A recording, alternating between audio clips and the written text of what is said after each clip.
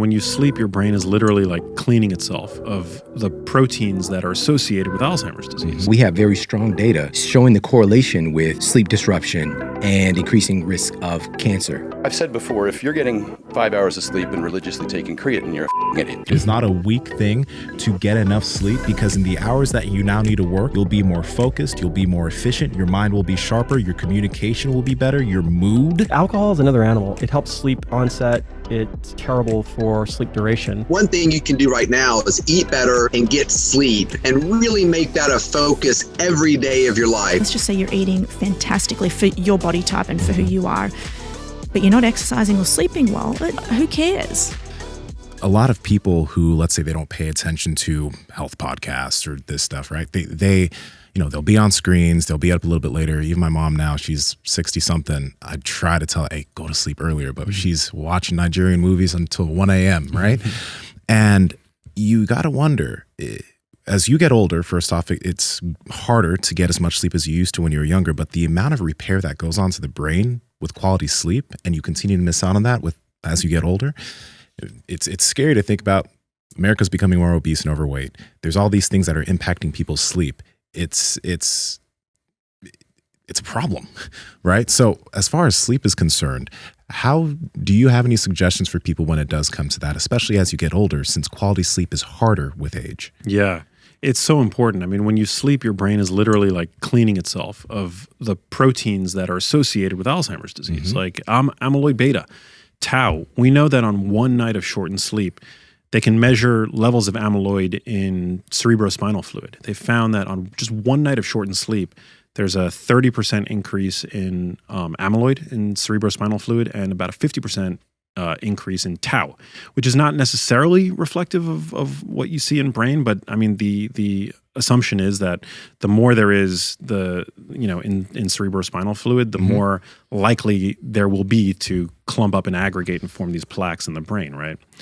So you definitely want to make sure that you're optimizing your sleep. And one of the things that I find super fascinating about sleep is that it tends to be front loaded with the processes that support your immediate survival, right? Like immediately, because like think about like if you were on the run or something, or if like your sleep was disturbed midnight, your body wants to, I think from an evolutionary standpoint, it makes a lot of sense that sleep would be front loaded with the processes that are going to be the most restorative, right?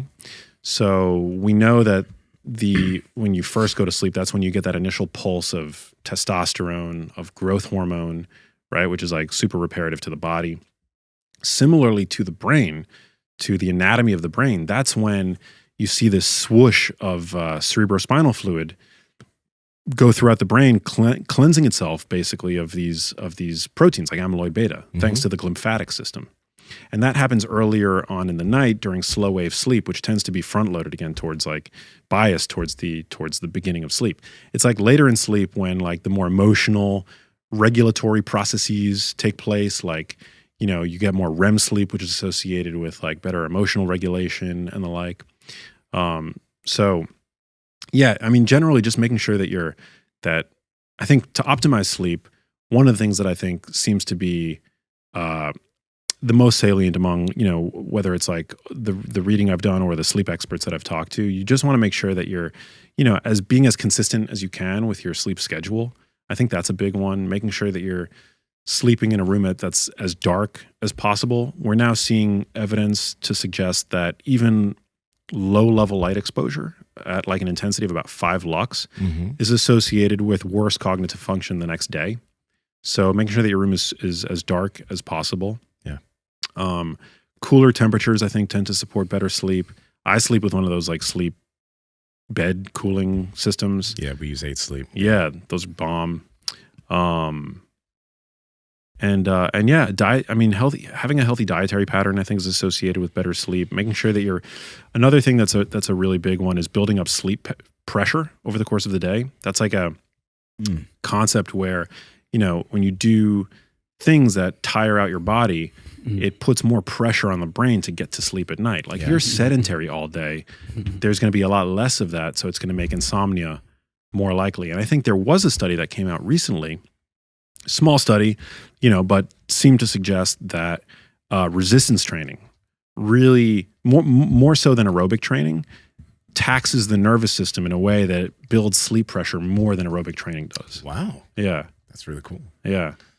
So resistance train, another reason to resistance train. Yeah. Right. But yeah, sleep is crucially important. Yeah, I found that, you know, right before I get to bed, I like almost feel myself getting into bed. I don't know if you guys have any idea what I'm talking about, but it's like almost like a sensor. Like my body just wants to lay down, you know, just like really wants to lay down. And the second that I lay down, I usually fall asleep pretty quickly. I sometimes have a hard time like staying asleep. I'll wake up and fidget and move around and stuff. But Interesting. other than that, I sleep pretty good. Especially more recently, I've really improved my sleep quite a bit. The mouth tape has helped a lot. I think getting myself to breathe hard, I think, was something that was necessary for me because I think I had sleep apnea previously because I used to be really fat and bloated. I used to be 330 pounds. So Wow. a lot of weight loss has helped. But I think there is a side of a little cardiovascular, I think, can go a long way. A little bit of that training can help too. Yeah, for sure. But sleep apnea, yeah, I'm glad that you've got that under control because that could be a risk factor for you know, cognitive Is there a decline. connection between that and dementia and Alzheimer's, or not? There is, yeah. I don't want to, you know, because I haven't like looked into the literature in a while, but there is a connection. I mean, you want to make sure that you're allowing your body to get into those deeper modes of sleep, Right. deeper phases. And I think the issue with sleep apnea is that it basically precludes like those deeper, you know, levels of sleep. Where you're repairing and restoring. Yeah. Yeah. So that's just like my, you know, from what I remember from, you know, whatever it was 2 years ago that I last looked into that literature. But yeah, you want to make sure that you're sleeping well. You And know? what qualifies as a bad night of sleep? Because like we hear it's like, oh, you should strive for 8 hours, but is like 6 hours okay? Is it like 4 hours the drop off? Like where do you think? Yeah. Yeah. I think it's like it's a range. It's generally 7 to 9, I think, is like what the American Psychological Association tends to recommend. You need more earlier on in life. People that are like older tend to get by with less sleep. You know, I love having a good 8 or 9 hours. Like I'm a good sleeper. Yeah. Oh yeah. These tech devices are so addictive.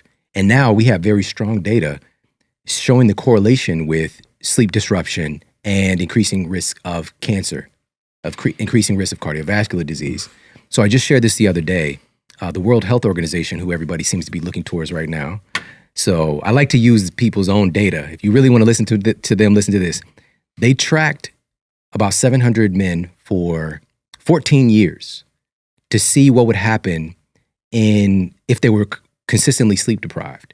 And they found that when men were not getting sufficient amounts of sleep over this 14-year study period, they had twice as many heart attacks as people who got enough sleep and 4 times as many strokes. All right? There's something absolutely miraculous that sleep does that nothing else can do. Yep. You know, and what it is, some of the things is that it's the primary, sleep is the most anabolic state you could be in. Just being awake is catabolic. All right? We can produce and trigger the anabolic secretion of hormones, absolutely. But you get the biggest skeet of HGH when you go to sleep. I need to start doing this show from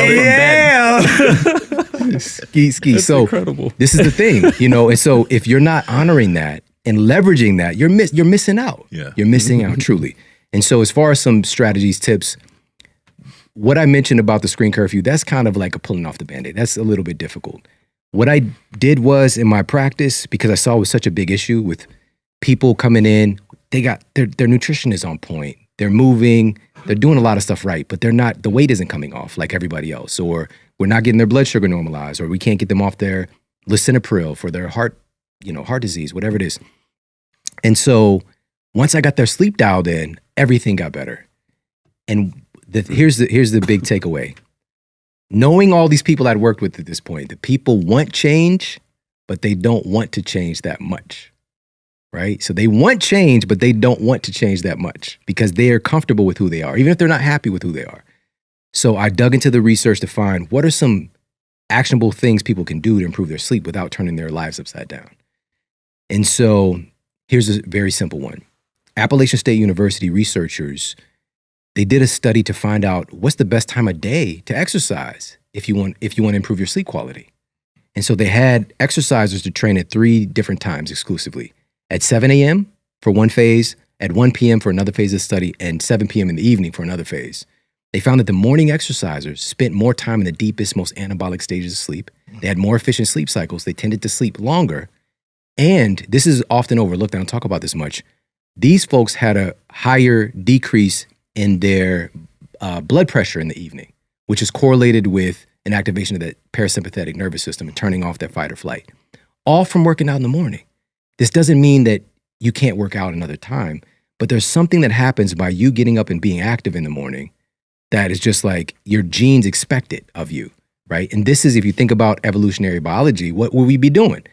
When the sun comes up, you get out, you get busy, because you're not gonna be fucking around at night because you could die, you know? And so when you do that, you're helping to set your cortisol rhythm, right? So we have and I would see this, we would do certain tests where we could see people's cortisol was elevated in the evening and too high and too low in the morning.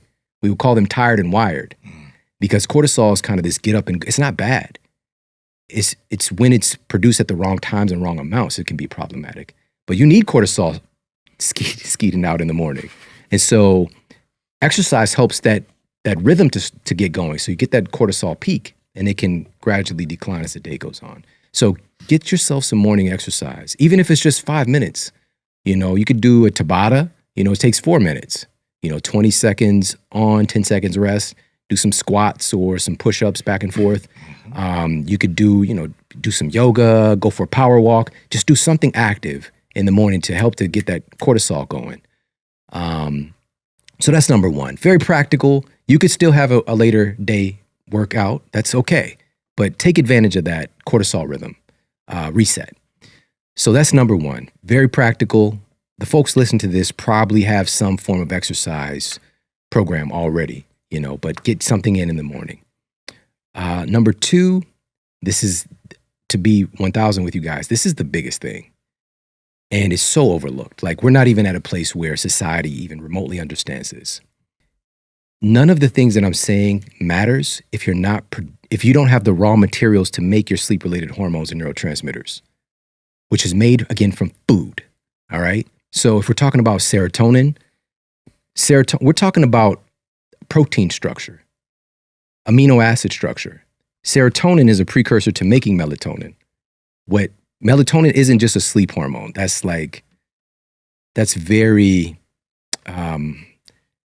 very rudimentary understanding of it. It is a master regulator of your whole circadian clock, your whole circadian timing system of your body.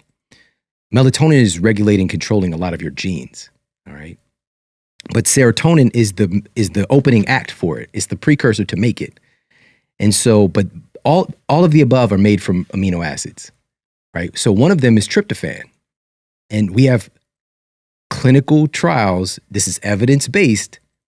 If you are getting adequate amounts of tryptophan, it is going to improve your sleep quality, right? So what I call these are these good sleep nutrients.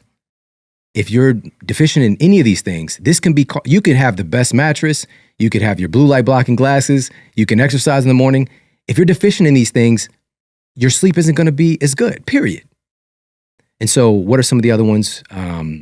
So I mentioned tryptophan, but one of the most interesting, and this was published in the Public Library of Science, so PLOS One, vitamin C. Vitamin C is critical for regulating your sleep cycle. So they found that test subjects who were deficient in vitamin C had less efficient sleep cycles, and they tended to have more wake after sleep onset. So they would wake up more frequently during the night. Getting the vitamin C levels up helped to address this. What the fuck can't vitamin C do, man? It's really amazing. Linus Pauling won a Nobel Prize for his work with vitamin C. It's just like it never happened or something. So now here's the thing. You could take another supplement for it, food first. There are great botanical sources of vitamin C. Obviously, we know the generals, the citrus fruits, but also you got to be mindful of sugar for yourself. Kiwis, bell peppers, broccoli. But then there's this category of superfoods, which marketers screw everything up, man. Like, everything is not a superfood. But I'm talking about the stuff that has so many benefits, peer-reviewed evidence, that it's just like, this is a game changer. One of those is called camu-camuberry, C-A-M-U-C-A-M-U, camu-camuberry. It's the highest botanical source of vitamin C ever discovered. And man, I mean, I can go on and on with the studies. With one of these crazy studies with camu-camuberry, they gave rats like the worst shit. They just gave rats like high fructose corn syrup and soybean oil. Like that was their diet, like the worst shit ever. And they made it taste good so the rats would eat it. And of course, the rats, they had insulin, they developed insulin resistance, obesity, all this stuff. When they gave them camu-camuberry, it basically halted these negative effects of insulin resistance. It improved their insulin sensitivity, even eating this shitty food. This is a real peer-reviewed published study, you know? So yeah, camu-camuberry is one of my favorite things. You can get in like a powder, you know, unless you want to go down to South America and go into the jungle and find some. So something like this then? Yeah, that's it. Yeah, camu-camuberry. If you can, of course, try and get it organic. You know, reputable sources. It's cheap too. Yeah. Well, hopefully this one's a good one, I should say. Well, I mean, I could tell you the kind that I use, but I don't know for plug-in. You could tell us off air. Whatever you'd like. Okay, so it's Paleo Valley is the company that I get it from. There you go. Paleo Valley, because they don't have any binders, fillers, any of that stuff. It's just a great vitamin. It's called Essential C formula. They do stuff the right way. And I know that they are listening to my show for years because I'll talk about camu-camuberry. Amla berry is the second botanical source, and acerola cherry. Those are my three favorites, and they made a formula with that. Quick question. And they didn't pay me. The tryptophan, did you suggest that people like supplement tryptophan at night or something, or? Food first. Food first. That's pretty easy to get from, people know about like turkey. Yeah. It's like synonymous, but also, chicken. You're going to get some with, there are some plant sources that have notable amounts of tryptophan, but it's mostly going to be in animal foods. Gotcha. There's this thing within like hustle culture and work culture and entrepreneurship culture where it's like, I'll sleep when I'm dead. I have too much work to do. Don't waste time sleeping. Got to wake up and grind before everybody else. I get it. And working hard is super necessary, but you can work hard in a more efficient fashion and you'll be more productive if you're well rested. It is not a pussy thing. It is not a weak thing to get enough sleep, because in the hours that you now need to work, you'll be more focused, you'll be more efficient, your mind will be sharper, your communication will be better, your mood dealing with people will be better. When it comes to exercise, you're not going to get in, like sleep will help you not get injured as much because your body's gonna move better. You're gonna have better reflexes. And the way you stick to your diet, it's going to be easier because, as we know, you're not going to have these wild cravings as much if you're well rested.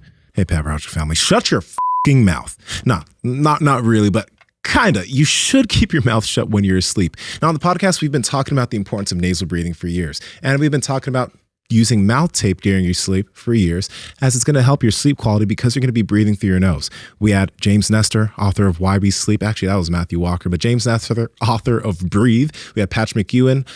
We've had so many people talk about the importance of taping your mouth and breathing through your nose when you sleep for your sleep quality, which helps your recovery, which helps every aspect of your health and fitness. So, hostage tape. If you want to get some of this to help you sleep better, and it also stays on your face if you're a bearded man, which is one of the big problems with mouth tape, head to hostagetape.com/power project. And there you can actually get the Power Project annual deal, which will give you a year's supply of hostage tape. 55 cents a day for tape, pretty much. And you'll be able to save $150 along with getting 2 tins, a year's supply of tape, and a blindfold. That is going to be something that you want to get your hands on. Links in the description, along with the podcast show notes. Shut your f***ing mouth. Yeah, it'll be easier to make choices. It'll be easier to handle stress during the day. Muscle gain will be easier. Oh, yeah. Everything will be easier. Your hormones will be in better alignment towards whatever the thing is that you're working towards. So it just does so many things that it's not a great idea to mess with your sleep in a negative way. And if you are someone that likes to get after it and likes to get up early, there's absolutely no problem with that. You just have to make sure that you go to bed early. Just like a little kid, are you going to bed early enough? Each person is probably going to be a little different. I don't know how much I believe or buy, some of the information about like it has to be 8 hours. I think that might be something that makes people kind of worried and makes it hard for them to sleep. But like whatever amount of time you can get to sleep that represents something more or better than what you used to do is the aim, and I think it's something that you should look into. Something so simple in terms of sleep would be just to get yourself an eye mask. An eye mask is so awesome. I've been wearing an eye mask for probably like a decade, and I'll whip that bad boy out on planes. Like, I don't care. I got no shame with that one.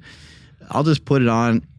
Having the room that you're in dark is really important, but it's very difficult to have it like dark. I got like blackout shades. I got all kinds of stuff, but none of them actually block out all the sun.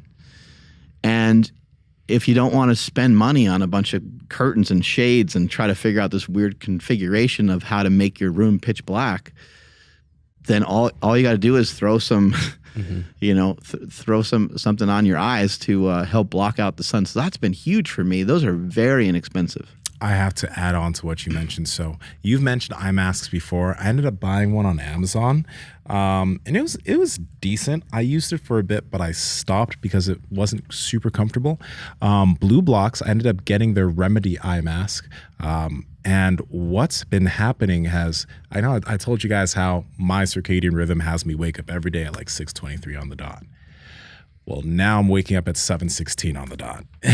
And it's because what happens in my room, I don't have blackout shades. So when the sun starts to come up, my room gets a little brighter. And I wake up at I used to wake up at that same time, but using the eye mask, I naturally sleep more. And I feel more rested when I get up, when that eye mask comes off. So some people are going to look at that and be like, oh, now you're getting up later, blah, blah, blah. But I appreciate having good sleep. And if it allows me to sleep a little bit longer and more efficiently, that's what my body needs. And I'd rather take that extra, potential hour of sleep to be more productive and sharper during my days. And I have noticed that. I am thinking clear. I have a little bit better clarity. And I know we're doing all these things where we're always like, yeah, I feel better. But truthfully, like, I do feel a bit better with that extra sleep that I'm getting. The eye mask that you bought, is it just a little bit more expensive than some of the regular ones you can get? Well, that's the one. Yeah, that's the one from Blue Blocks. The it's Remedy maybe more mask, comfortable and stuff. It's more comfortable because I had this one from Amazon that was like $20-something, and it's versus other eye masks, like normal eye masks, it's more expensive. But it wasn't as comfortable as this one, and it didn't stay on as well as this one at night. This one, it has like spaces in the eyes, and it's not like directly just smashing your eyes. It has some the space. real cheap ones aren't great because they don't allow. I think your eyes need to kind of breathe. It sounds kind of funny, but your eyes, like you don't want anything on your eyeball. I don't think ever really. So when your eyes are closed, I think it's good to have that space. I have an eye mask that's probably a little similar to that. And I do wake up, getting a little freaking eye boogers out of my eyes, but not nearly as bad as when I had like a cheaper version. No, wait. So when you had a cheaper version, you have more eye boogers? Oh yeah. Yeah. It was just like gross. I don't know if it's because like something was like in my, almost on my eyeball or what it was. Yeah, that one is super comfortable. We don't have a code for you guys, but they're a great company. So if you guys want to get some eye masks from them or anything else, check out Blue Blocks. Yeah, BLUBLOX.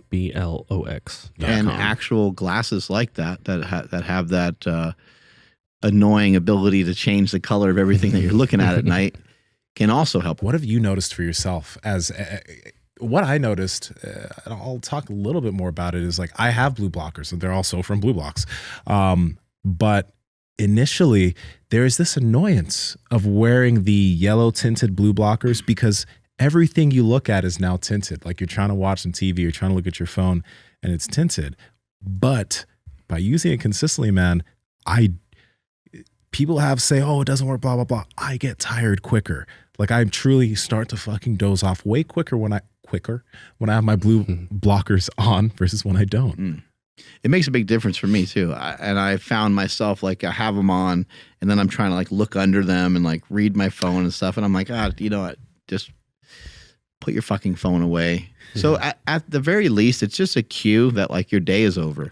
So whether they work from like a real scientific standpoint or not, I don't know how much it matters. It's like a placebo effect, like that you're getting ready for bed. You put them on. It's part of the routine.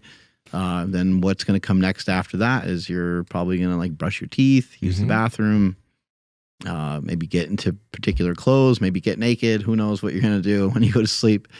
But it's a cue, you know? And so for me, I don't know how much of the blocking of the light, what it's done to me, like in terms of hormones or something like that, but it's definitely helped. I put them on for about an hour before I go to bed.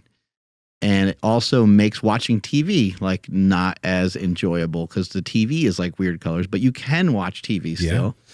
So yeah, I found it to be really useful. It's like, I'll try anything because like my sleep sucked for so many years. I do want to rewind and add this. Along with getting morning sunlight, I'll also do my absolute best to get out obviously during different parts of the day, but I try to get out a little bit before sunset and take a walk and get some of that sunset and also get out at night. Because it's like also learned this from Huberman as far as the circadian rhythm. He had this great doctor on that talked about it. But your body starts to get triggers that the sun is setting. It's time to wind down and get ready for bed. So it's one of those, you know, there are these things you get to help you get your day started: cold plunge, coffee, movement. Well, there's also a cooling down or a wind down routine. And one of those things that I do to wind down is I get outside during sunset. I try to take a walk.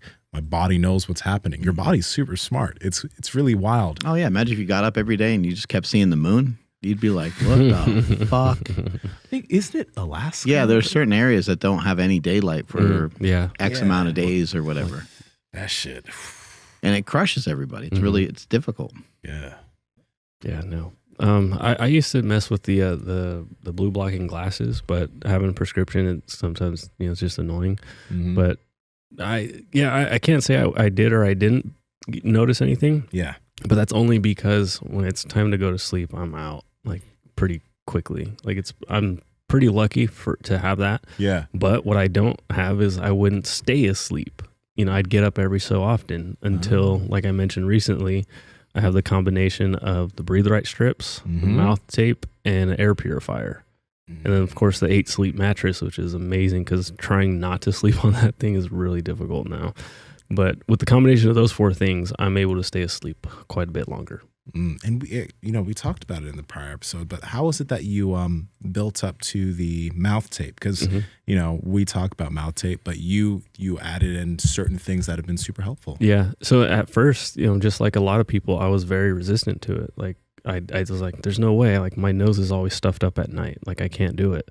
But what I noticed right away was when you tape up your mouth and your only way that you can get oxygen in your body is through your nose, your body's like, well, shit, we have to clear this out now. And like I noticed that like my nose would clear up pretty quickly after I put on the mouth tape. There was like I used the Somnifix because it has that breathing hole or whatever. Yeah. I tried not to use it, but you feel like claustrophobic for a little bit, and it's just like, oh my gosh, like I'm not gonna be able to do this. But then eventually you break through it. So initially, the Breathe Right strip didn't work for me, and when I say didn't work, I mean like it didn't help my snoring at all. Like it still, I snored like crazy, and it irritated my skin. It was kind of weird. The mouth tape by itself, it helped suppress the sound of me snoring, but I still snored, and I still woke up in the middle of the night having to go pee quite a bit. So I stuck with it, but it didn't quite like solve my sleepless issues. And then I got an air purifier, and then I brought back the Breathe Right strips, and now the combination of those 3 things has really helped like a ton because I'm no longer snoring, which is insane because I've been snoring my whole life. And this morning I woke up and I was just like, man, I haven't been waking up in the middle of the night peeing. Like I'm not sure like if I'm just completely out, and my body's like, fuck it, we're not getting up. Yeah. But that, or I know when you tape your mouth and you're not breathing through your mouth, it's like a natural diuretic or something like that. I think not diuretic. Is that the right word? No. When you're breathing through your mouth, it's a natural diuretic? I'm not sure if that's the right term, but whatever it is. Yeah, diuretics help you pee. Okay, so then it helps you not pee when you're breathing through your nose. Yeah. So by doing that, I haven't been getting up in the middle of the night to pee, which is freaking cool. I think when you're not sleeping well, you will wake up frequently to pee. And when you pee, you won't even have to pee that much. Yeah. And so you know that you're sleeping deep. Either if you don't wake up at all, obviously that would be good. But if you wake up and you pee and it's like, seems like it goes on for like 4 minutes, that's how you know you've been sleeping pretty damn good. Like the Austin Powers pee. Yeah. Oh my gosh, that was in the morning for sure. You know, that is one thing that a lot of people mention, though. One thing is, like, I ask people quite a bit, do you wake up with a dry mouth in the morning? Like, is your mouth dry?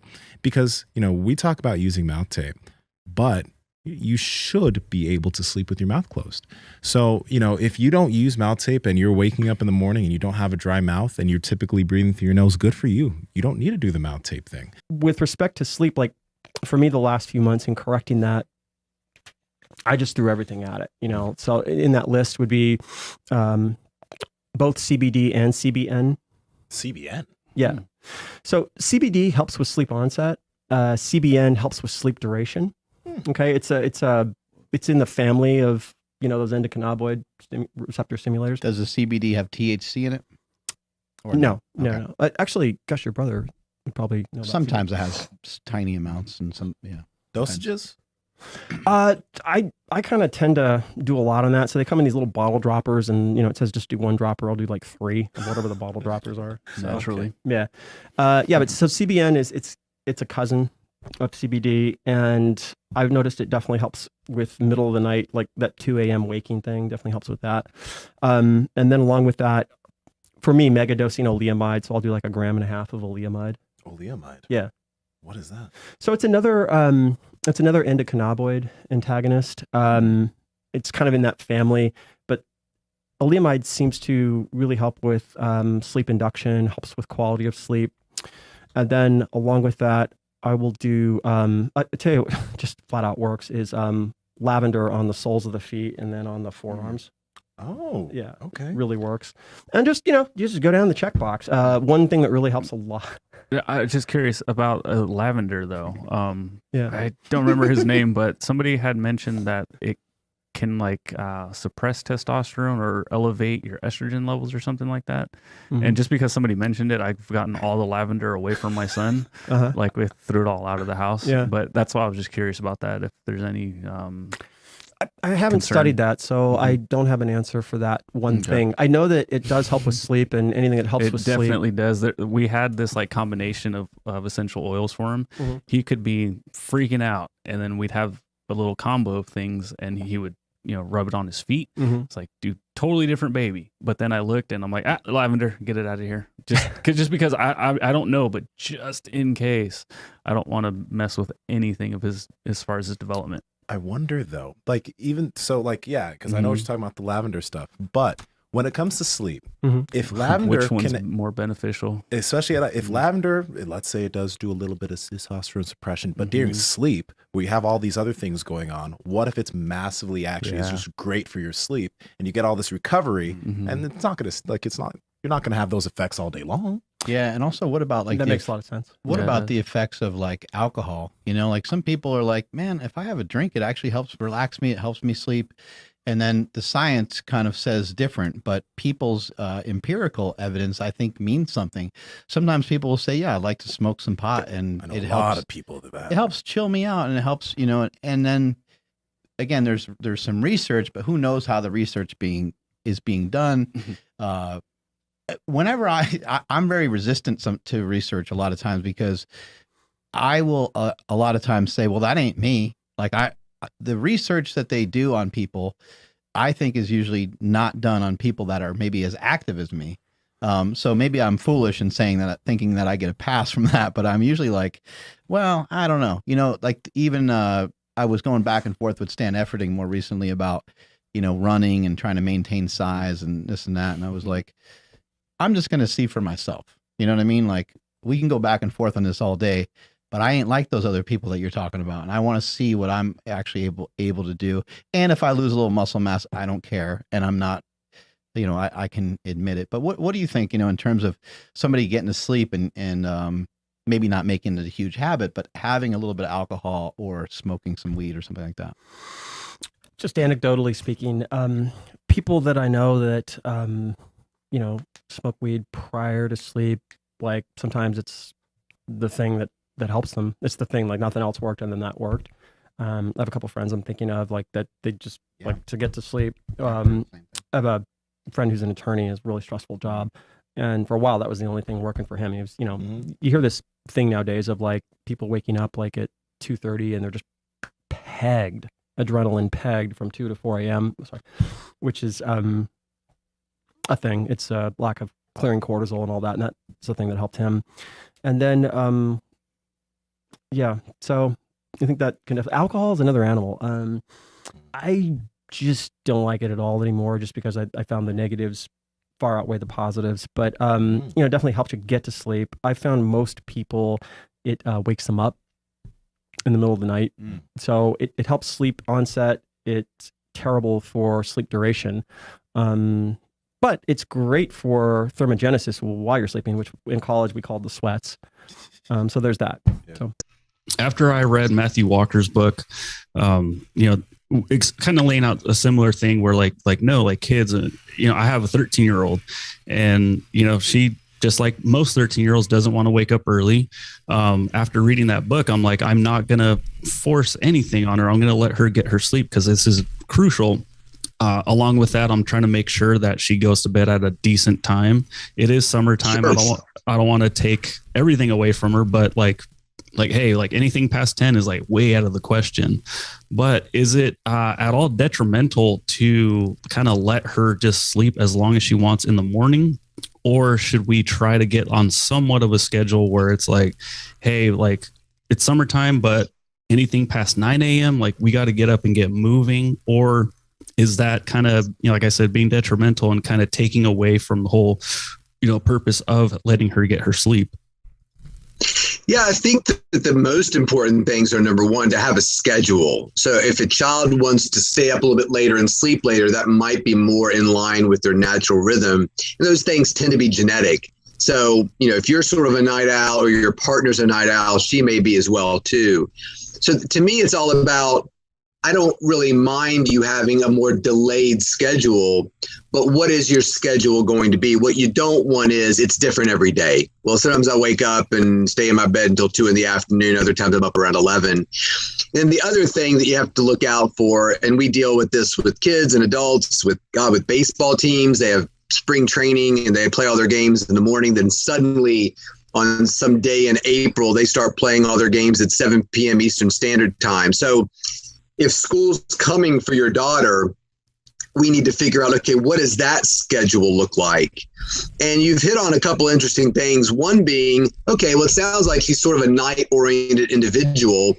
What does her first block or first period? What's her second block, second period look like on her schedule? If it's AP calculus and AP, chemistry, that might not be the best timing for her to take those classes. She might need study hall, gym, phys ed, and then push those classes later in the evening. If you've got a kid who's a real morning-oriented kid, gets up, swims for 2 hours with his local swim team, he might be great with calculus and Latin in the morning and kind of push his study off towards the end of the day. So, this really gets into school start times, which I think in a lot of situations are extremely unhealthy, particularly for kids who tend to be more night-oriented.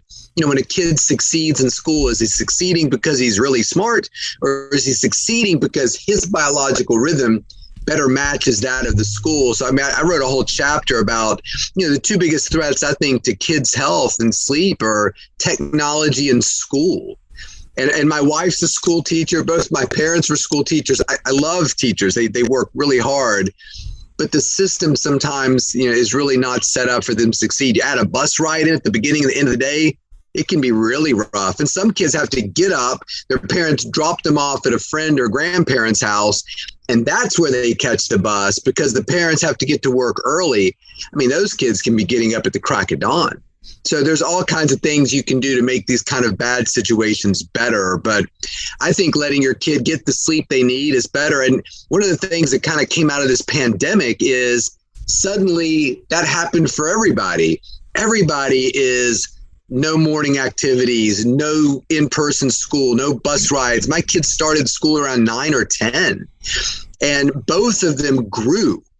like we marked their little, their heights every now and then, and suddenly they both started growing again very rapidly. Now, It could be completely based upon chance that they were going to grow that way anyway. But I'm going to go on record on your show as saying in about 5 years, doctors and pediatricians are going to look back and say, wow, look at this bump in growth that kids had during the pandemic because they were getting more sleep, and with more sleep comes more deep sleep, and deep sleep is when we make growth hormone. So with kids, it's all about growing. With adults or bodybuilders or people, it's all about, rebuilding and restructuring your body in a positive way. It's all about that recovery. If you don't have growth hormone, you're going to age and get sick very quickly. Chris, this makes me really curious. What other developmental things are kids missing out on when they're not getting enough sleep? Like, okay, they're missing out on the growth hormone. They're not doing as well in school, especially the kids that have a propensity to sleeping later at night. There has to be some other developmental things that these kids are missing out on if this is a perpetual thing that happens to them as they're getting older. Yeah, I think one thing that you all could really shine a light on that, to me, I'm like a, 5'8" doctor, nobody cares what I have to say, especially a kid. So I can get in front of a bunch of kids and say, sleep well, it'll be really important for you in all these different domains. They don't care. But the thing to me is that when you look at athletic performance and kids who undersleep, that there's a huge gap in performance between the ones who get their sleep and the ones who don't. Now, young people, as you probably know, and as I remember, can really abuse themselves and still do pretty well on the field or the court the next day. In fact, I remember talking to an NBA player one time, and he's like, man, I stay up all night and play video games. I'm still the best person out on the court. And he was. But the key is, are you going to continue to be that person, or is your body going to break down quickly? And I think that it would have had he not gotten things together. So to me, athletic performance is a great way to get a kid's attention about sleep. Listen, I can't make you taller. I can't make you really run faster. I mean, maybe you can practice and get that. But one thing you can do right now is eat better and get sleep, and really make that a focus every day of your life. It's not going to make, if your tryouts are next week, starting better sleep tonight. I mean, it never hurts to start, but it's really about the long-term play here. But to answer your question, just name something involved in a kid's athletic, intellectual, physical health, and I can promise you it's related to sleep. And the other big one is mental health, that we see tremendous amounts of anxiety. We see tremendous amounts of depression, school performance, attention issues in individuals who are not getting the sleep they need. And the danger there is that the underlying sleep problem gets misdiagnosed as depression. Hey, your kid wants to spend all of his time in bed. He has trouble waking up in the morning. He's tired in school. Sometimes even falls asleep in school.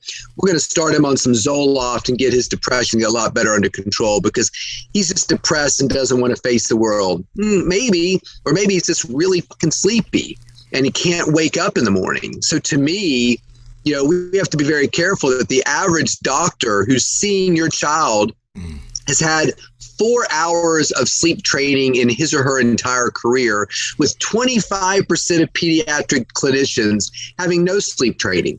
And those are some of the most common things that you're going to take your kid for. My kid has trouble staying awake. He's fatigued all the time. He has trouble falling asleep at night. I mean, this is bread and butter in a pediatrician's office, yet woefully inadequate treatments to these types of things. Take some melatonin gummy bears and good luck. How detrimental is it to not get good sleep? Because, we're all trying diets. We're out there exercising, we're working so hard and we're our work day and so on. And you end up with a lot of stresses. How detrimental is it to, be getting 5 hours of sleep and 6 hours of sleep and maybe not being able to follow the principles that you're mentioning at the moment?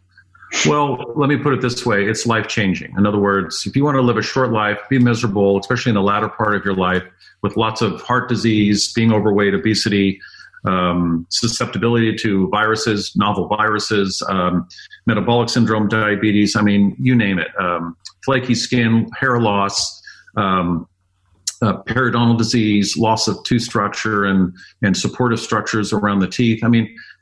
I don't know how to paint it any worse, but for example, people that have sleep issues, when they go on a diet, 70% of their weight loss is muscle mass. Oof. I mean, yeah, it's like you can't function if you're not sleeping well. You can't, your personality may be different. You may be a different person.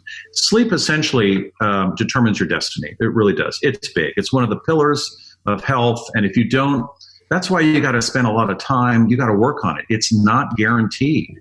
Yes, we're good sleepers. We sleep like babies, although babies these days aren't sleeping that well because of a variety of factors, because of our environment. But we really got to work at it. Just like, you want to have good muscle mass, you want to have a low BMI, you want to be smart, you want to be sexy, all these things. Sleep, you got to work on it. You got to verify it, you got to test it, and you got to know a lot about it. And that's why I like the Oura Ring. It's a great entry into that whole segment of what I just referred to as knowing a lot about your sleep. So it's pretty accurate, and it kind of gives you, I don't typically like trackers, but it's great data, and it really does. I highly recommend it. I wish I was on their payroll. I always tell people nice things about the Oura Ring. I have no association with them. There are a lot of other trackers I really dislike. Oura Ring is the only thing I'm using right now, and I wear it all day long, and it's not a great tracker for activity. In fact, you have to input all your activity. Mark knows this because it's not recording that, but it's a great sleep tracker. It's wonderful, and it really will get people started in the right direction. Well, since we're talking about sleep trackers, the Oura Ring, you kind of said there were others that you don't like. So what are the others that you think are kind of crap? Well, I'll try not to mention names, but things like the Apple Watch, Fitbit, all these motion-based sensors that aren't recording and it's all about the algorithm. And this ring was developed in, I think, Finland, somewhere in Scandinavia, and their algorithm really works well. I have tested my sleep, as you can imagine. I worked for a startup that was developing a camera that would give the same results as a regular sleep study in a hospital. And so we were testing sleep all the time. So my sleep has been tested probably 40, 50 different times. So in the conventional way. So I look at the data that I get from this, and it's not perfect, but I think it's the best out there. It correlates very closely to how I test my sleep. I also wear an oral appliance that if I take it out, my apneas come back because my airway collapses. So I can test with and without. And then also when I mouth tape, there are differences on the Oura Ring that you can pick up. So I mean, Fitbit, they've got things that go underneath your mattress. There is one, and I mentioned this in my book on sleep, and it's not available anymore, but there are other apps out there that are similar. One of the great simple apps, and it's not based on movement, it's based on sound. It's a recording device that in the morning you can just play, and there are several apps that do this, that plays back how much snoring you've done in the middle of the night. And you don't have to listen to the whole night. You just listen. It tells you when you were snoring, and then it gives you an idea of what it sounds like. That's a great app. I mean, those are free typically. So a good snoring app is great. But right now, the apps that measure how much movement there is in bed, that's not that accurate. Movement isn't. You can still sleep well and have some movement. Power Project family, if you're trying to increase your muscle mass, if you're trying to lose body fat, if you're trying to stick to your nutrition plan, if you're trying to get fit, pretty much if there's anything you're trying to do for your health, we know that sleep is the biggest determining factor to help you get from point A to point B. That's why we've been sleeping on 8 Sleep mattresses for probably more than 2 years now. And the main reason is the technology behind the Pod Pro. Now, the Pod Pro is like the Tesla of beds. It will change its temperature based off of how you're sleeping during the night. And if you have a partner that's sleeping on the other side, they could have their own temperature settings. We all sleep hot here, and I used to wake up in a puddle of my own sweat. Gross. That doesn't happen anymore because of the 8 Sleep mattress, and I've been getting the best sleep of my life. Now, if you don't want to replace your mattress, you can just get the Pod Pro cover, and you can put that over your current mattress to get all the benefits of 8 Sleep. But if you also need to replace your old nasty mattress, you can get the Pod Pro cover and the 8 Sleep mattress. Andrew, how can they get it? Yes, you guys got to head over to 8sleep.com/powerproject, and you guys will automatically receive $150 off of your order. Again, 8sleep.com/powerproject. Links to them down in the description as well as the podcast show notes. On that weed thing, I got to mention, there's two things, because if you're someone who smokes, if you smoke close to bed, our 8 Sleep mattress tracks that shit, right? So I've done that before, smoking close to bed to see how's this going to fuck up my sleep. Heart rate's always a little bit higher. My my HRV is always a little bit lower. It's like my sleep is never as good by smoking before bed. So don't think that, because a lot of people nowadays smoke weed to sleep. It's because they like smoking weed. It's an excuse. They like smoking weed. Yeah. But it's not good for your sleep. And also eating too close to bed, right? Okay. Just cracking up. It's so hardcore. I love it. Yeah. He's like, yeah, it's just an excuse. And eating close to bed fucks up sleep too. If you just try eating a little bit away from your bedtime, let's say you sleep at 8:30 like me, try eating at 6, instead of eating right before you go to sleep. Well, they say because your body's working to digest the food. Exactly. And your heart, you're kind of like working. You're not supposed to be working. I mean, I'm guilty of that. I eat like a fucking Thanksgiving dinner before I go to bed. Yeah. Just because I like to eat full. I Me even in shred mode, right? I would always, it's habitual, definitely, but I would figure out something what I like, right? So before bed, even in shred mode, if you're a snacker and you got to eat something, watching TV, I would pick something that takes work to eat, right? So like something like peanuts are a bad choice because you could smash down handfuls of them. Pistachios are an excellent choice because you got to eat one motherfucker at the time. Unless they're already cracked open. Nah. I'm not saying that. One pistachio. And then I would do stupid shit like I'd measure my cereal and whatever, like half a cup and one at a time. But pistachios were a trick for me. Things I know through experience are tricks that you learn over the years that you can't read out of a book. Yeah. People are like, oh, you're eating all those calories before bed? Yo, man, it works for me. All right? And maybe I won't eat them like then, but I'll eat them before bed because I want them. And I'm ripped. Say no. People talk about how as soon as they hit the pillow, they pass out. That's just never been me, even when I was a kid, before all the training and stuff like that. And so, yeah, what would you suggest if you were advising somebody with that issue?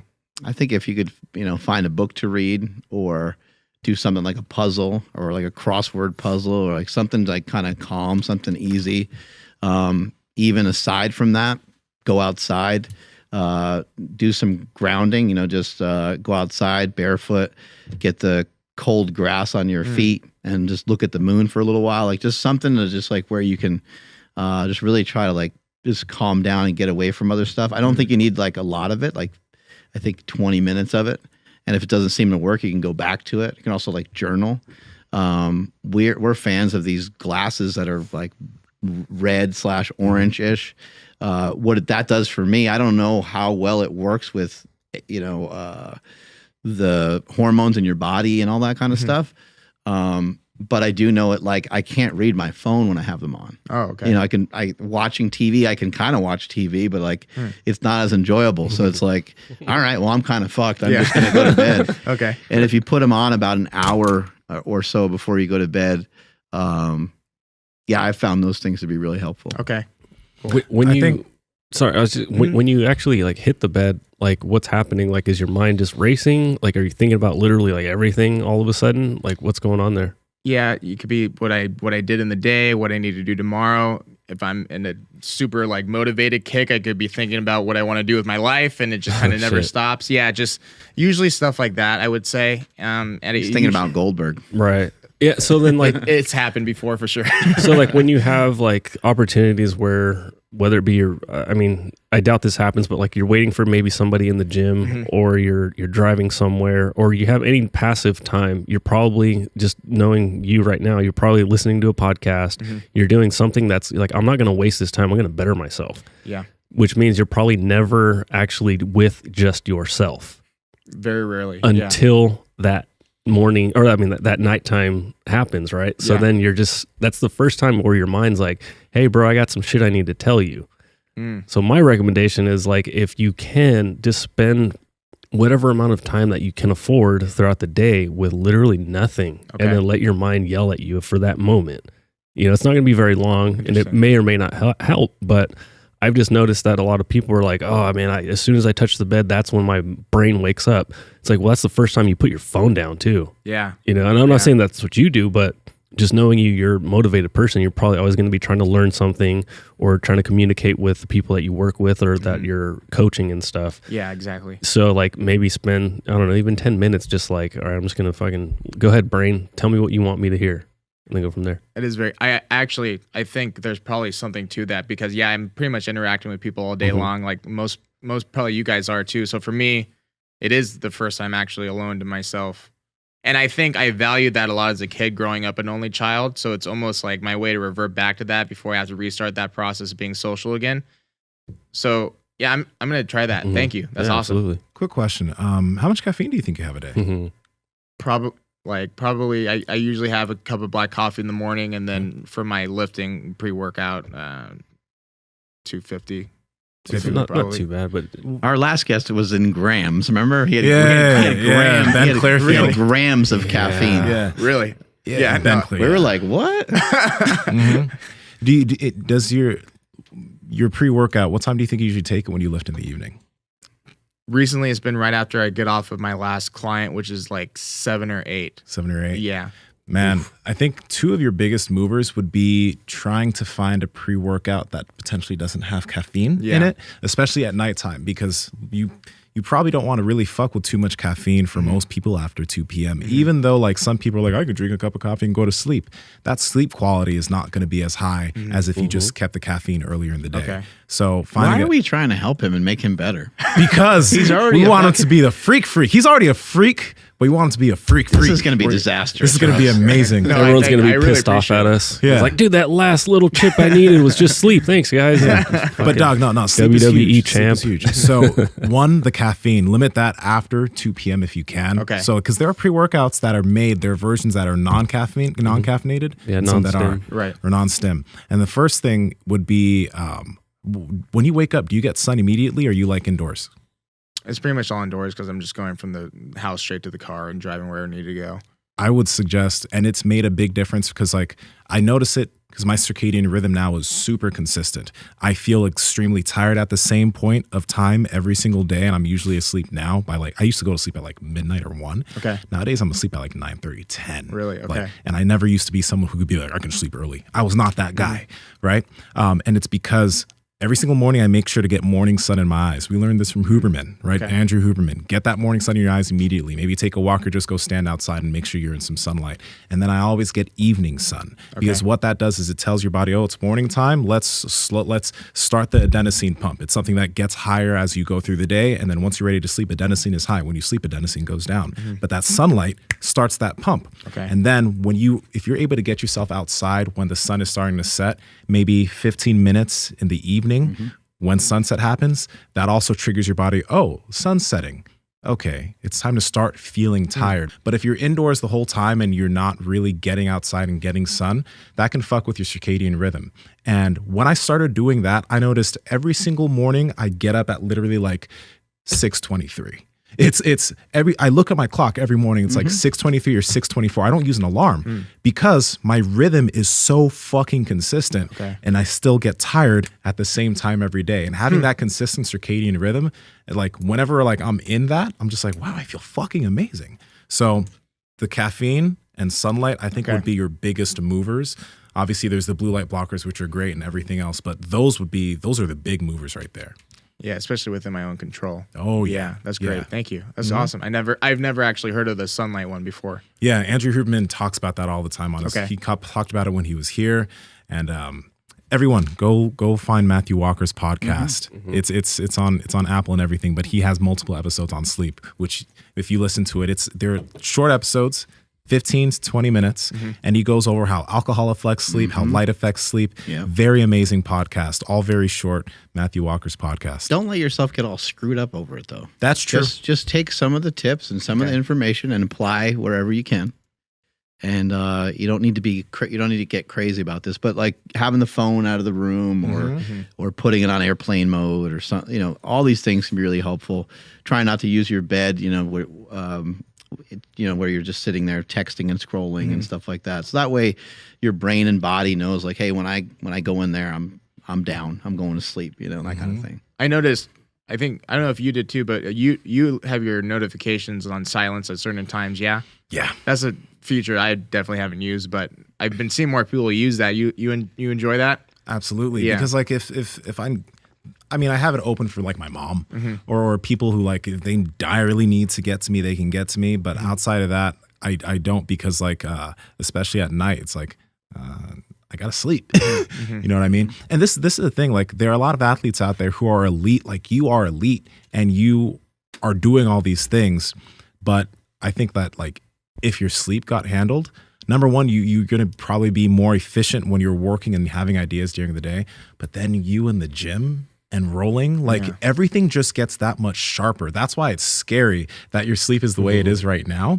Because, and like Mark said, the effect on your cravings, whenever I get good sleep, man, my cravings are like, I can handle that easily. But when my sleep gets a little fucked, I'm like, I want to hammer and stuff my fucking face. It's like the feeling's there way more. Yeah. So that's why, like, I'm so big on sleep for people, because it has a cascading effect on everything that you're trying to do, including the business stuff. Yeah. Okay. And that's, I mean, as far as diet goes, that's so true. If I binge, it's always at the end of the day when I feel the most tired, you know, from an inconsistent and lack of sleep schedule. Yeah. It can ruin kind of decision-making skills. It can make you kind of grumpy, you know, like that's a shitty part of it. Like, someone just catches you on a day where you you were a little more tired, and that's their first experience with you or something. It's like, oh shit. Although we can barely tell you're working off of 2 hours. Yeah. Thank you. I appreciate it. You're killing it right now. The energy, the caffeine. Sorry. How do we actually teach people to do this sort of back and forth trial and error process? Because the human brain does need some structure. So when I'm coaching this, I essentially use what I would call structured flexibility.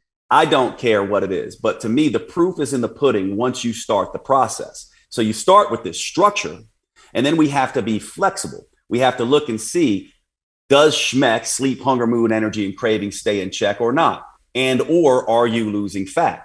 And ideally, if sleep, hunger, mood, energy, and cravings are in check, that tells us we've got hormonal balance. If we're losing weight, and the only way to really know if you're in a calorie deficit to truly know is if you're losing weight.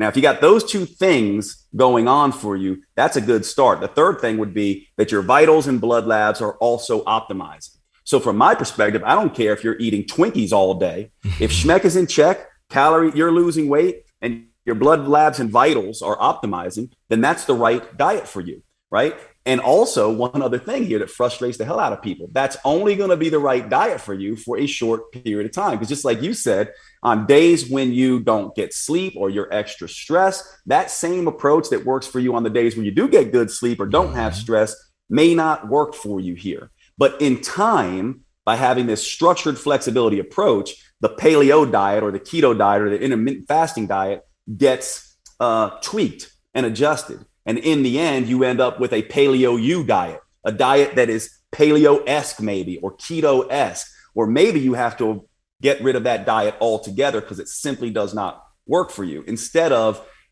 the industry trying to cram down the throat that you have to do this keto diet, and if it failed for you, you didn't have enough willpower. For me, I go, if it failed for you, maybe you didn't have enough willpower, perhaps that's something, but more likely than not, it stressed out your metabolism, and a stressed metabolism is always going to win the willpower, the war of willpower. Always. You cannot beat it. And so this to me is a smarter way to do it.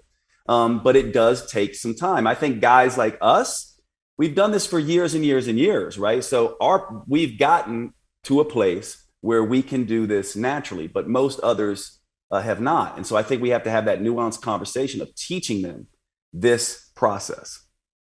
I think the stress part of it is like, I think that people maybe just aren't recognizing how powerful it can really be. And the more that you can develop skill set to deal with stress, to be able to take on stress and have it not have a net negative impact on you is huge. You know, I know a lot of people, they work their 9-to-5 job. Maybe it's not the most ideal job position that they dreamt of when they were young. And they come home, they kind of feel the stress of the day, sometimes the stress of the week, and they eat dinner, and maybe they were well-meaning almost the whole day. Maybe they ate pretty good the whole day. Maybe they're on track to be in a caloric deficit for the day. Maybe they were on a specific plan.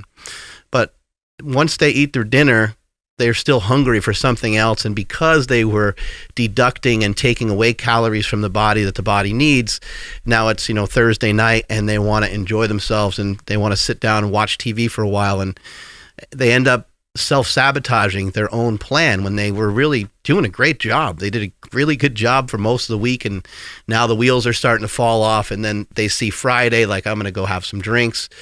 Then they're just like, F it, I'm just going to go for it. And the whole weekend, from Thursday onward, kind of falls apart.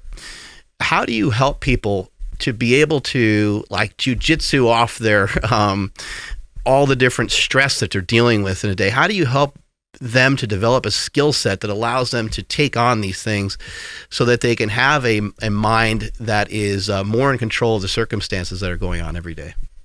Yeah, well, the first discussion is to help people understand that the metabolism is a stress barometer. It is measuring and responding to stress. Once they understand that, the next discussion is, well, let's discuss what stress is, because a lot of people think stress is just emotional.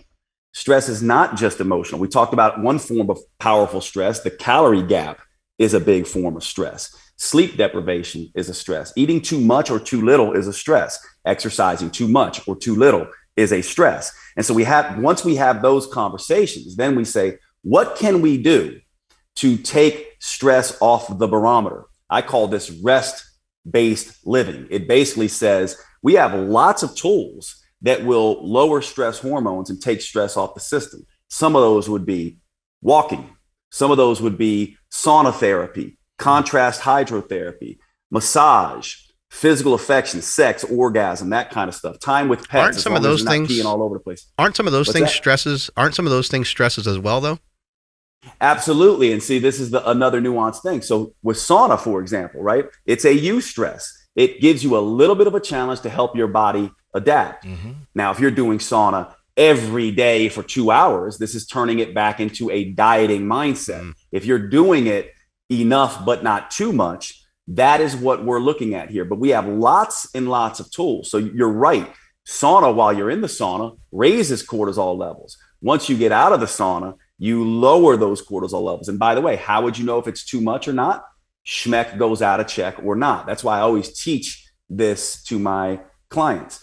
By the way, art, we know coloring, painting, sculpting, anything you do, creative pursuit, tends to lower stress hormones. And so what we want to do is put enough eustress in. This would be things like sauna, enough exercise, but not too much, these kinds of things. Then we want all the things in there: physical affection, creative pursuits, massage, meditation, Tai Chi, yoga, so long as it's relaxing yin yoga and not super, Bikram power yoga, all these things that give us a woo-saw effect, right? It's like woo-saw, relax. And we know that it's working and we're not overdoing it when the metabolism's speaking to us and saying, hey, my sleep is good. It's not fragmented and difficult. My mood is stable. My energy is predictable.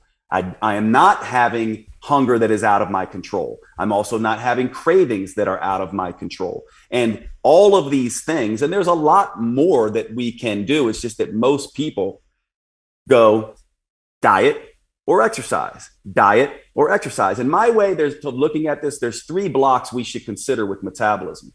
I call it the 4 M's of metabolism. There's mindset/mindfulness, right? That's all this stress reducing stuff.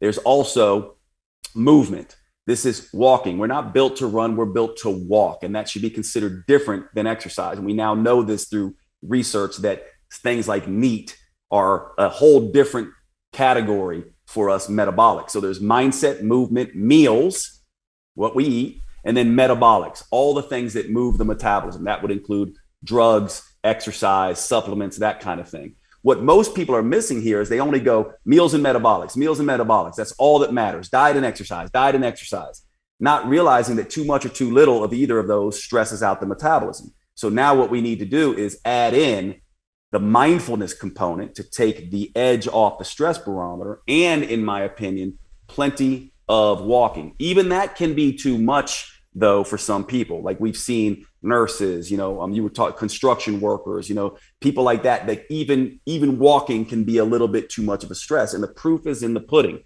Each person's stress barometer will respond a little bit differently based on what they're doing. But this is a more full picture in my mind of dealing with this stress. Instead of making it all about diet and exercise constantly, we need to add these other two buckets in there as well. And I guarantee you, if we had to triage these and say, hey, rank 1 to 10, where you are on mindfulness, how well you're doing with that, and all those stress reducing activities, how well are you on walking? How are you on meals, and how are you on metabolics? What will happen is people are going to score very low, or maybe not even be aware of the movement piece and the mindfulness piece. And that tells you everything you need to know right there, in my opinion. This is actually a cool thing that anybody in the audience can do, because I think sometimes it's necessary for people to test things out so they can understand the difference. Yeah. There'd be nights that I would remember to use it, and I'd wake up in the morning, and because we have the 8 sleep, which tracks our sleep, and also use the Oura Ring, like you could see the difference in terms of your quality of sleep. But then the nights that I'd forget to use it, first off, when I would wake up, I would feel the difference, because I'd wake up with a dry mouth because my mouth was open, right? But I also, like, I wouldn't feel as rested as the night that I actually used the mouth tape, right? So I think it's cool if any of you guys want to test this on yourself, just grab some tape, sleep, you'll probably have great sleep, do that for a few days, and then sleep a night without taping. See how you feel in the morning, because you'll notice the difference, and you can even track the difference in terms of your sleep quality. Yeah, the amount of people that we have who are giving reviews where they've got a Whoop band or they've got an Oura Ring or something that's tracking themselves, and they're showing us the results of, wow, this is how much better I slept. And this is data that's showing, wow, I slept so much better because of Hashi's tape and taping my mouth shut. Yeah. So There are some things I think that would be wise, though, for people to do. For people that are struggling with their sleep, obviously using the tape is super easy to do. And I'm encouraged to do it every night because it's simple enough. I did mention every once in a while I won't tape, but for the most part, I'll do it and it stays on. I don't have any problem with it. I don't have to really mess around with it. And then you showed me the other way of putting it on. That was really helpful because it's so sticky. It would like stick to each finger, and I was trying to get it off one finger and trying to get it on the other one. And then when I'm trying to put it on to run, sometimes I'm not smart enough to stop running. So I'm trying to like do it while I'm running, and it will kind of stick everywhere. But I do think there's some other things that people can do to help enhance their sleep. And I think it's a good idea just to push your cardiovascular a little bit. So you can do that through lifting weights, and you can do that through many, many different means. But I think people should get their heart rate up a little bit, get the heart rate above 120, and see if you can kind of like ride that out, or above 110, whatever feels appropriate for you, and see if you can kind of keep that elevated for a couple of minutes at a time. Maybe at first, maybe you're only able to do that for 2 or 3 minutes at a time. Maybe you can start to incorporate some nasal breathing into your training and just have appropriate rest in between sets that kind of only allows you to nasal breathe during some of your training. And we've talked about it here on the show. We actually feel like that would be a pretty safe way for you to train. It would keep the weights in line. It would keep your sets and reps in line, where you wouldn't be like redlining. A lot of times we're governor. Yeah, a lot of times we're training like we're just going so hard. So finding ways to get yourself to breathe hard during the day, I think would be a really excellent way to help you to have the kind of reverse of that when you sleep, and that's to really just calm the hell down. Let's just say you're eating fantastically for your body type and for who you are, but you're not exercising or sleeping well. Who cares? Or if you're not exercising, or if you are exercising but you're not sleeping well, no one cares. Stop posting. It's going to be hard to really make progress too if you're just sleep deprived in general. What does some of the literature kind of show on that? Like in terms of, I guess let's just take like academics, something that no one cares about. But what does the literature kind of show when people are like sleep deprived and they're trying to take tests and they're trying to get through school and stuff like that? Oh, look, sleep deprivation is now known as a carcinogen. Okay, so it's really, really, really bad. Okay. And I always say that even being awake, when you think about the brain, it's like being awake is like low level brain damage because your brain repairs during sleep. So does your body. When it comes to sleep deprivation, there was a study that we need to talk about, and I talk about it so often in every podcast. They took a group of healthy men, healthy individuals. They had no mild cognitive impairment, nothing. And they deprived them of sleep. And this sleep deprivation in this study was 6 hours. You think about that. Like I work with a lot of portfolio managers on Wall Street and they're like, Louise, I'm only sleeping 4 hours. So they're severely deprived of sleep. Yeah. So 6 hours of sleep deprivation for 1 week. That's all. And guess what they found? They found a 3% change in their genome. What does that mean? We'll get a bit further into it. We have around 25,000 genes or 20,000 genes in the human genome. Now, when these subjects were sleep deprived, they saw a dysregulation in 711 genes. So 711 out of 20,000 genes is around 3% change. And what they found was half of the genes that were upregulated and other half were downregulated. The ones that were downregulated were the immunity genes. So the genes responsible for immune function, they were downregulated. So they were switched off, essentially. The ones that were upregulated were the genes responsible for growth of tumor cells. Damn. So chronically depriving yourself of sleep is not just interfering with cognitive functions. We know that road accidents are happening due to sleep deprivation, due to reaction time, and not even seeing a car when it's coming. So that's one thing. That's how I got into my ever first car accident. I was like sleep deprived coming back from work. I closed my eyes for a few seconds and the next thing I hit a car. I was like That is 19 at really the time. scary. Yeah. But see, that's what's happening. And inhibition control, like we can't control that. And your brain goes into damage control mode. Yeah. And remember, your brain is not here to survive evolutionarily past the age of 40. So it said, it used to say, okay, we're done with reproduction.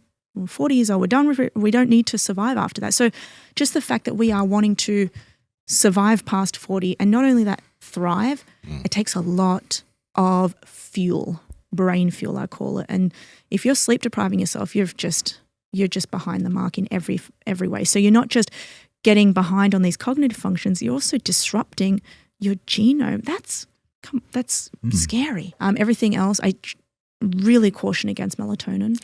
Why? Can you explain it? This is good. Because it's a hormone. Yep.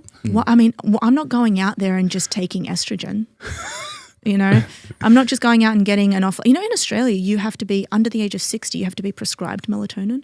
Good for you guys. Yeah. So what happens? Because That's interesting though. Vitamin D is recommended a lot, right? And it's a hormone, right? It is. But this is a bit different. I think that it has major correlations in the growth of kids as well. So there's a lot of mothers out there just giving their kids melatonin. It's a naturally secreting hormone that gets secreted in response to darkness. And if you overstimulate the pineal gland to keep producing, it'll not produce it naturally. There's just things that we can do by going out and getting sunlight every single day. Stuff is so interesting because we take stuff to like rev ourselves up, and then like to take something to like calm back down, kind of depending on what it is, I guess we kind of view as bad. But, to me, like if you're drinking a cup of coffee in the morning and you're taking pre-workout to get yourself fired up to work out and you need to take some melatonin here and there, I don't see really the major harm. Yeah. What if it's like, I've heard some people recommend like taking it earlier. Do you think that would be of any? In the day? Yeah, like not taking it like midday, but like taking it, because I think the fear is that you're kind of throwing off your whole cycle. But what if you were to take it at like 5 or 6 p.m. and you go to bed at like 9 or something like that? I don't know. Well, everybody's different. The way that we, metabolize different vitamins is different. But here's the thing. The biggest issue with melatonin is a lot of the labels now say, okay, this is 5 milligrams, when in actual fact it's 100 times the amount. They're lying on the labels, first and foremost. So you may be taking 500 milligrams. You don't know what you're taking. That's the first thing. That's why supplement control is something that we need to be speaking about, making sure that your supplements are going through third-party testing. 2 or 3 times, being like double certified or triple certified if you can. But, taking it, at 5 p.m., depending on what dosage you have and everything, it might just start to get you sleepy. But the only time I will take it is when I'm traveling to and from Australia, just to get back on the time zone. So I got to America 5 days ago from Australia, landed in LA, and I supplemented with just 2.5 milligrams, as it says on the bottle, for 3 nights. And that got me back on track. I hope you guys enjoyed this episode on sleep. It's huge, but another thing that's pretty huge is your feet. Your feet are going to allow you to be able to express all sorts of strength. You need to get them stronger, and chances are you probably have weak feet. So check out this episode on making those feet strong.